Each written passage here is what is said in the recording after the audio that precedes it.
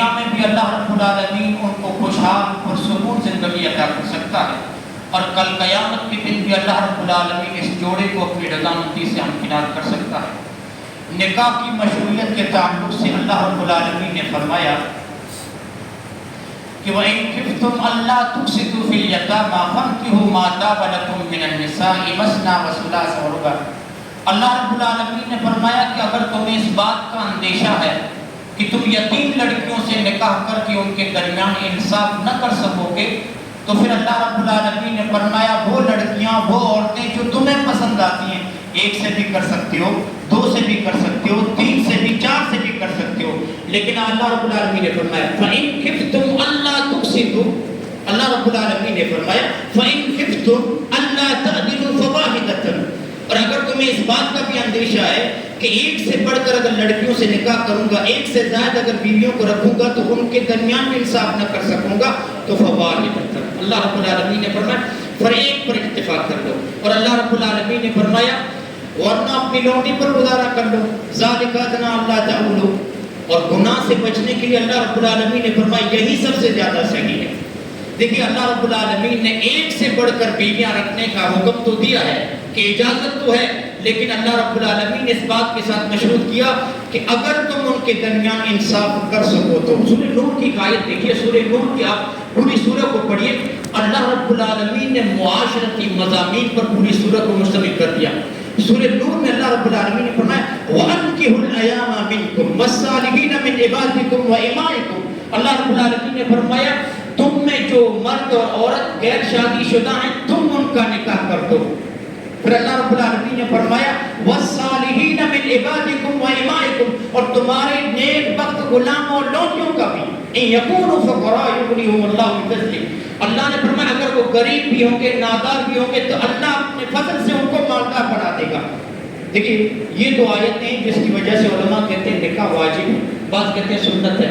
دوستو بعض علماء کہتے ہیں کہ راجح بات یہ ہے کہ نکاح کرنے کی استطاعت ہے، نکاح نہ کرنے کی وجہ سے برائی میں پڑنے کا اندیشہ ہے تو پھر نکاح واجب ہو جاتا ہے۔ تین باتیں ہیں سورہ نور کی آیت میں۔ اللہ رب العالمین نے فرمایا وَأَنكِحُوا الْأَيَامَ، تمہارے معاشرے میں جو مرد عورت غیر شادی شدہ ہو، مرد عورت میں کنوارے بھی آ گئے، طلاق شدہ بھی، بیوہ بھی، تمام لوگ اس میں آئیں گے، جو مرد عورت غیر شادی شدہ ہیں تم ان کا نکاح کر دو۔ معاشرے میں بلوغت کی عمر کو جو پہنچ جاتی ہے، نکاح کی عمر ہو گئی، کوئی بغیر شادی کے اللہ نے فرمایا نہیں رہنا چاہیے نکاح۔ اچھا اخلاقی بیماریاں کب پھیلتی ہیں ہمارے معاشرے میں، برائیوں کے دروازے کب کھلتے ہیں، ہمارے بچے بالغ ہو گئے، نکاح کی عمر کو پہنچ گئے لیکن کچھ اسباب وسائل ہمارے پاس نہ ہو، یا پھر کچھ ہماری شروط ہے جن کی وجہ سے ہم نے روک کے رکھا ہے، ٹال مٹول ہو رہا ہے، نکاح نہیں ہو رہی ہے، یہیں سے دوستوں برائیوں کے دروازے کھلتے ہیں۔ ہمارے اسلاف میں سے کسی کا کہنا ہے کہ اگر مجھے پتہ چل جائے کہ میرے پاس ایک دن کی زندگی ہے اور میں بغیر نکاح کی ہوں تو پہلی فرصت میں نکاح کروں گا۔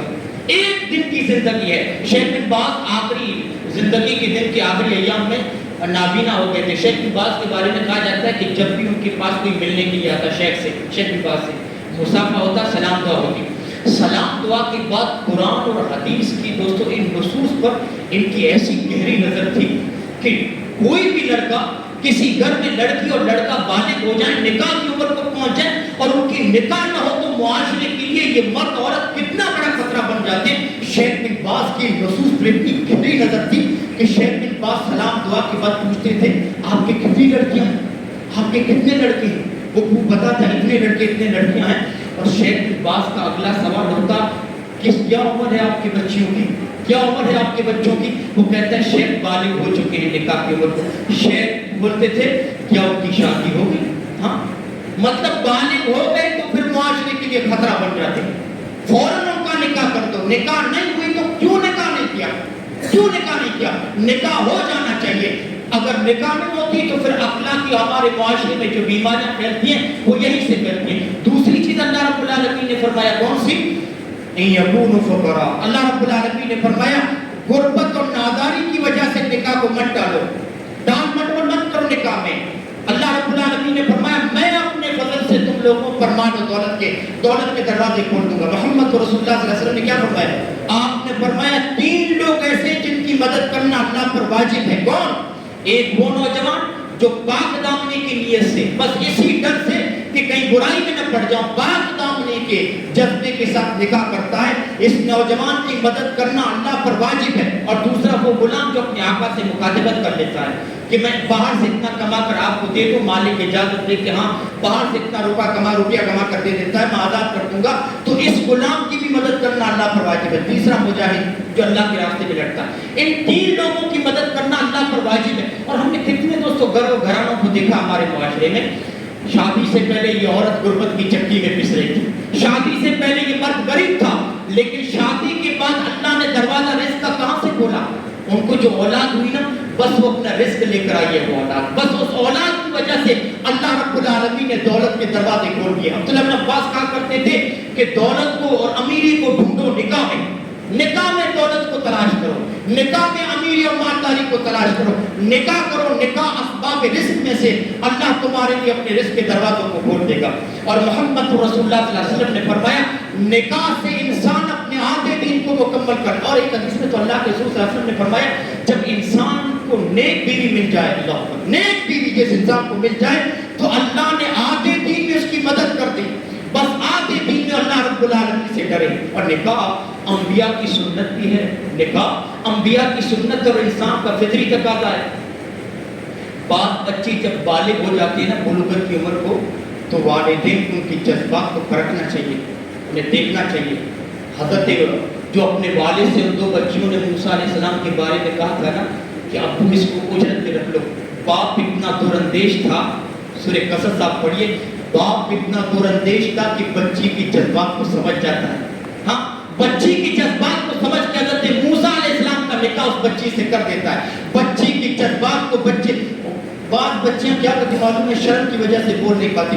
یہ جو نکاح میں پڑھانے کے لیے یہاں پر جو آیا وہ اللہ کہتا ہوں یہ جو لڑکا ہے کامل نام کا میرے روم میں آتا ہے، میں مرول میں امامت کر رہا تھا، یہ لڑکا میرے روم میں آتا ہے، کہتا ہے مولانا میں اس اسکول اور کالج کی زندگی اور ہمارے ہم سوشل میڈیا سے جڑے ہوئے لڑکے ہیں، ہاں اور مولانا میں آپ سے ایک بات کہنا چاہتا تھا لیکن بڑا گھٹ رہا تھا، میں نے کہا بتاؤ مجھے اپنا دوست سمجھو، کھلے عام جو بات کرنی ہے کرو۔ کہتا ہے شیخ میں نے اپنے والدین سے کہا لیکن والدین نے کہا آپ ابھی اتنے میچور نہیں ہو، اتنے سمجھدار نہیں ہو، نکاح کی عمر کو آپ نہیں پہنچے ہو، لیکن شیخ میں جانتا ہوں ہماری جو زندگی ہے کالجز کی زندگی شیخ آپ نہیں جانتے کیسی زندگی ہوتی ہے، یہاں پر ہماری خواہشات کا اگر جائز طریقہ نہیں ہے ہمارے پاس، اپنی خواہشات کو پورا کرنے کا اگر حلال طریقہ ہمارے پاس نہیں ہے تو شیخ کالجوں کی زندگی ایسی ہے کہ ایک دو قدم بھی ہمیں برائی میں دھکیل سکتے ہیں۔ شیخ آپ ہمارے والدین کو بتائیے، اور میں نے ان کے والد سے بتایا اتنے نیک ہیں کہ بچے کے جذبات کو پرکھ لیتے ہیں، سمجھ لیتے ہیں اور فوراً کہتے ہیں ہاں مولانا آپ نے جو کہہ دیا میں اپنے بچے کی شادی کرا دیتا ہوں۔ بچوں کے اور بچیوں کی جذبات کو سمجھو، جب بالغ ہو جاتے ہیں تو ان کی فطرت کا تقاضا ہے، انسانی فطری تو یہ ضرورت ہے، آپ فوراً ان کی شادی کر دو۔ اور محمد رسول اللہ صلی اللہ علیہ وسلم نے فرمایا کہ نکاح میری سنت ہے۔ آپ جانتے ہیں محمد رسول اللہ صلی اللہ علیہ وسلم کی یہود ایگری کرتے تھے کہ یہ کیسا نبی ہے تو صرف شادیوں کی فکر ہے۔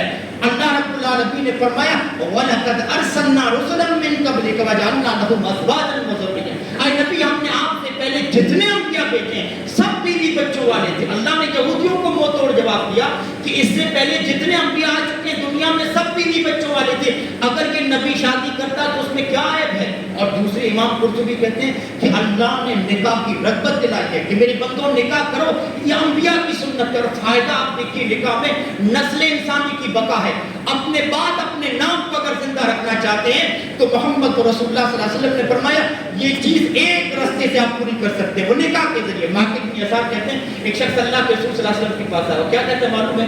اللہ کے رسول ایک عورت تو ملی ہے لیکن بانجھ ہے، خوبصورت ہے، اونچا منظر رکھتی ہے اللہ کے رسول کہ اونچے خاندان سے تعلق رکھتی ہے لیکن بانجھ ہے، بچے جننے کے قابل نہیں ہے۔ محمد رسول اللہ صلی اللہ علیہ وسلم نے فرمایا مت کرو اس سے نکاح۔ ایک مرتبہ لوٹا دیا، دو مرتبہ لوٹا دیا، تیسری مرتبہ آدمی آ کے بیٹھ گیا، کہا اللہ رسول کروں کیا اس عورت سے؟ بانجھ ہے، بچی جننے کے قابل نہیں ہے۔ آپ نے فرمایا تم میری بات کو سمجھنے کی کوشش کیوں نہیں کرتے؟ تزوج الودود الولود فانی مکاثر بکم الامم، تم شوہر سے محبت کرنے والی اور زیادہ بچے جننے والی عورت سے نکاح کیوں نہیں کرتے؟ میں کل قیامت کے دن اپنی امت کی کثرت پہ فخر کرنے والا ہوں، زیادہ بچے جننے دینے والی عورت سے اللہ کے رسول نے فرمایا شادی کرو، تو اس سے انسان کی دوستوں نسل انسانی کی بقا ہو جاتی ہے۔ اور پھر تاکہ آپ دیکھیے محمد رسول اللہ صلی اللہ علیہ وسلم نے فرمایا کسی کے 2 بچے بلوغت سے پہلے فوت ہو جاتے ہیں تو کل قیامت کے دن جہنم کی آگ سے پردہ بن جائیں گے۔ نکاح اتنا عظیم رشتہ ہے، میں کیا بتاؤں، اس زمین پر سب سے پہلا رشتہ یہی دوستوں رشتہ زوجیت ہے۔ ہاں میاں بیوی کے اس نکاح کے بعد جو رشتہ دوستوں جو بنتا ہے، جو بندھن ہوتا ہے نا، یہ بندھن اتنا دوستوں عظیم ہے کہ اس زمین کا سب سے پہلے انسان کون ہے؟ حضرت آدم علیہ السلام۔ اس زمین کی سب سے پہلی انسان کون ہے عورتوں میں؟ حضرت حوا علیہ السلام۔ اور ان کے درمیان جو رشتہ تھا، یہ رشتہ کیا کہلاتا ہے؟ یہ رشتہ زوجیت کہلاتا ہے، یہ میاں بیوی کا رشتہ کہلاتا ہے۔ بعد کے جو رشتے ہیں، بہن اور بھائی کا رشتہ، خالہ اور بھانجے کا رشتہ، پھوپھی اور بھتیجے کا رشتہ، یہ تمام رشتے بعد میں ہیں۔ زمین کا سب سے پہلا رشتہ زوجیت کا رشتہ ہے، میاں بیوی کا رشتہ ہے۔ آپ کہہ سکتے ہیں کہ یہ جو میاں بیوی کا رشتہ یہ جڑ ہے، یہ جڑ کی حیثیت رکھتا ہے۔ اسی پر خاندان کا دوستوں درخت کھڑا ہوتا ہے، اسی پر خاندان کا درخت کھڑا ہوتا ہے۔ اب میاں بیوی کا رشتہ جتنا اٹوٹ ہوگا، جتنا مضبوط ہوگا، یہ درخت اتنا ثمر آور ہوگا، اتنا پھلدار، اتنا ہی سائیدار ہوگا۔ اور یہ رشتہ اللہ رب العالمین نے فرمایا، ہماری شریعت کہتی ہے یہ رشتہ جنت تک چلنے والا رشتہ ہے۔ اس نکاح کے ذریعے، ان آیتوں کے ذریعے جو بندھن بنتا ہے، یہ جو رشتہ بنتا ہے، یہ اتنا مضبوط بن جاتا ہے کہ جنت تک چلنے والا موت کی جو دوستوں دیوار ہے اس رشتے کو توڑ نہیں سکتی، اس بندھن کو توڑ نہیں سکتی۔ آپ دیکھیے سورہ طور کی ایک آیت میں آپ لوگوں کے سامنے پڑھ دیتا ہوں، یہ رشتہ جنت تک چلنے والا ہے۔ اللہ رب العالمین نے سورہ طور میں فرمایا والذین آمنوا واتبعتهم ذریتهم بایمان الحقنا بهم ذریتهم۔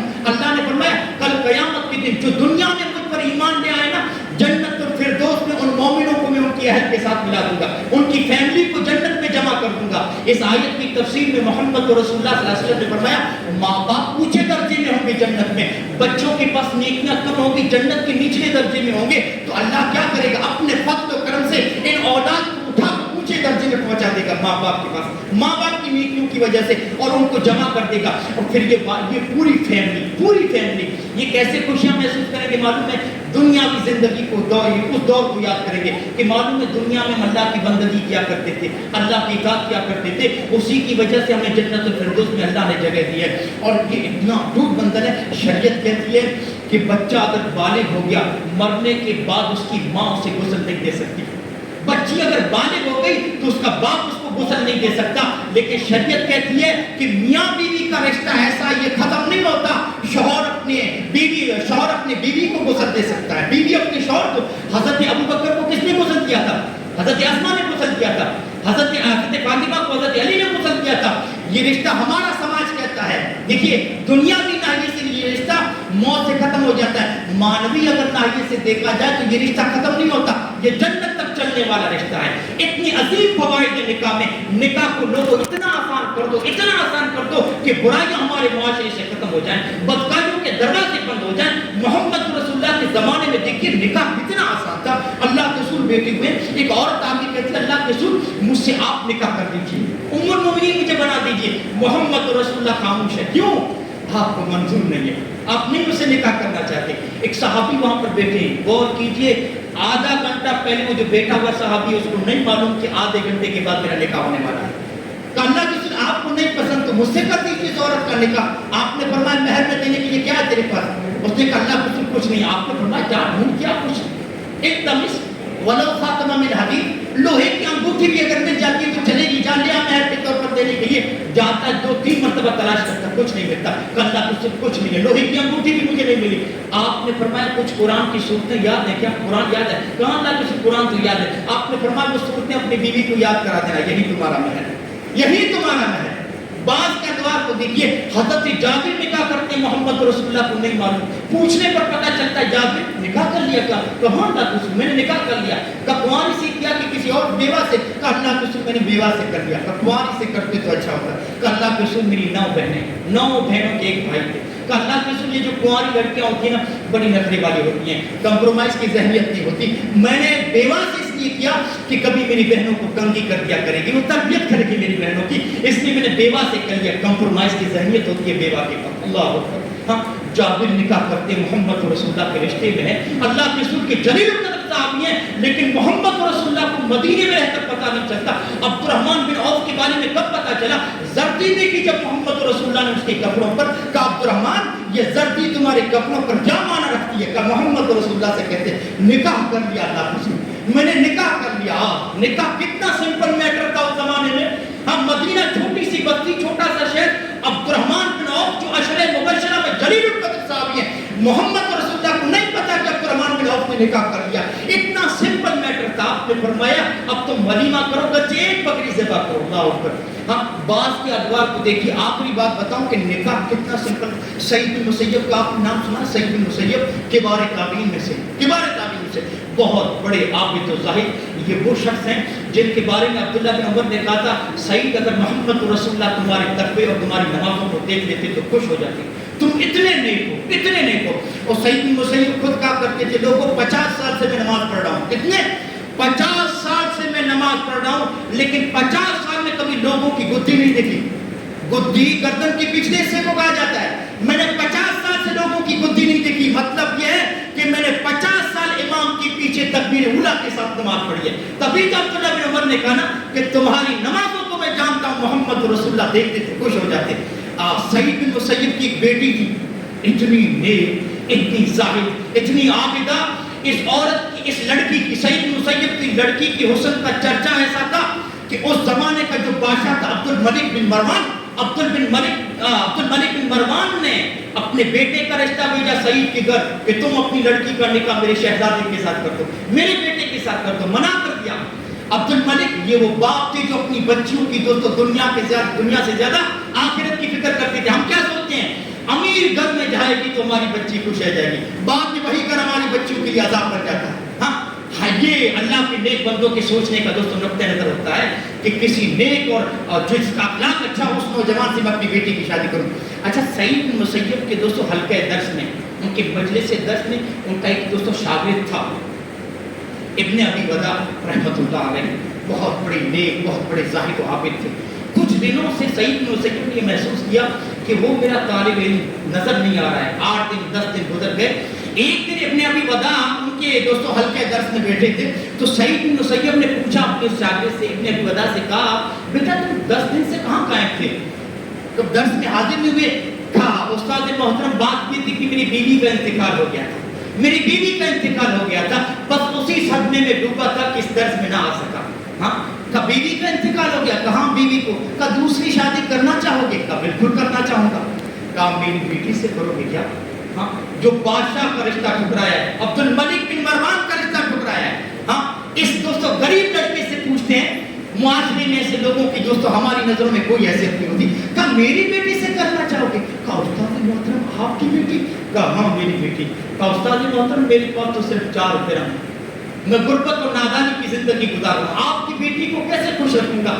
میرے پاس تو صرف 4 درہم ہے۔ کہا بیٹا کوئی بات نہیں، جہاں اخلاق ہو، ہاں جہاں اتنا اونچا کردار ہو، جہاں ایسا علم ہو، جہاں تیرے جیسا نیک اور عابد اور زاہد آدمی ہو، وہاں پیسہ کیا معنی رکھتا ہے بیٹا، وہاں پیسہ کیا معنی رکھتا ہے۔ ہاں تاریخی روایتیں بولتی ہیں کہ وحمد وصلى، وہیں پر خطبہ نکاح پڑھا اور وہیں سے اپنی بچی کا نکاح اس ابن ابی ودا سے کر دیا۔ ہاں ابن ابی ودا خوش ہو کے اپنے گھر آتے ہیں، اپنی امی سے کہتے ہیں اماں نکاح ہو گیا میرا۔ اس وقت کی مائیں بھی دیکھیں بچوں کو کیسا حق دیا کرتی تھی۔ کہا کوئی بات نہیں بیٹا ولیمے کی تیاری کرو۔ اس دن ابن ابی ودا نفلی روزہ رکھے ہوئے تھے، روزے سے تھے۔ شام ہوئی، مغرب کی نماز ہوئی، روزہ افطار کیا اور عشاء کی نماز کے بعد ابن ابی ودا کے دروازے پہ سعید بن مسیب نے دستک دی۔ دروازہ کھٹکھٹایا، دروازہ کھولا، سعید بن مسیب اپنی بیٹی کو لے کر پہنچے ہوئے ہیں۔ کہا لے یہ تمہاری بیوی، ابن ابی ودا کے اشارے سے کہتے ہیں لو یہ تمہاری بیوی، آج سے اس کو اپنے پاس رکھو۔ سعید بن مسیب وہیں سے لوٹ جاتے ہیں۔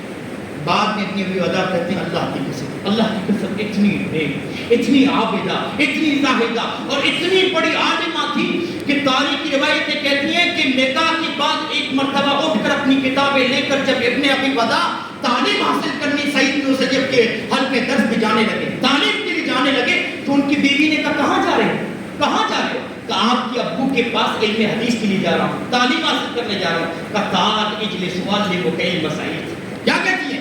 تعال اجلس وعلمک علم سعید، یہاں پہ میرے बाप का पूरा है मेरे पास मौजूद है। इतनी बड़ी आलिमा। लोगों, निकाह कितना आसान था, उस मुआशरे का कितना सिंपल मैटर था। आज हमने जहेज के जरिए और मुख्तलिफ रस्म और रिवाज से निकाह को ऐसा झकड़ दिया, इन अमीरों ने निकाह को इतना मुश्किल कर दिया कि दोस्तों बेहद और ज़िना आम हो चुकी है, लेकिन निकाह बहुत मुश्किल हो चुका है। निकाह को आसान बनाओ, इतना आसान बना दो कि मुआशरे से बुराइयां खत्म हो जाए, दुआ करता हूँ रब्बुल आलमीन से कि अल्लाह रब्बुल आलमीन कही और सुनी बातों के हम सबको अमल कर अपने की तौफीक दे। आइए तो निकाह के आगे की करवाइए।